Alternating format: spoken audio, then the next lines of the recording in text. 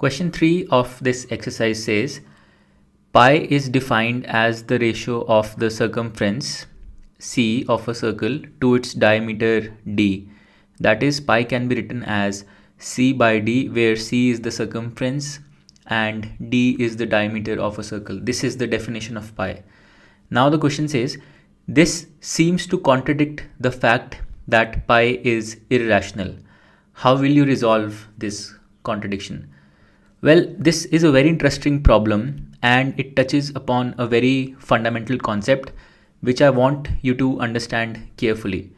Basically, the question is saying any rational number is of the form p by q, and if pi can also be written as c by d as a ratio of two numbers which resembles the form p by q, then why can't we think of pi as a rational number? So this is the question. The reason is that in the p by q form of a rational number, both p as well as q must be integers. For example, 3 by 5 is a rational number because both 3 as well as 5 are integers.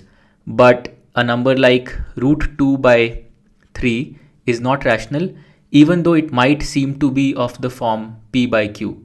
So root 2 by 3 is not rational because root 2 is not an integer. Hence, just because pi can be written as the ratio of two numbers, just because pi can be written as c by d, does not make it rational.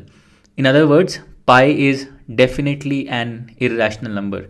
In fact, if one of the numbers among c or d is rational, the other is bound to be irrational. For example, if d is rational, then c must be irrational. Or if c is rational, then d must be irrational. Alright, that concludes our discussion of the third problem. To learn more about how QMath can help you crack school and board exams, explore QMath Leap, a live online classroom program run by highly experienced and committed teachers.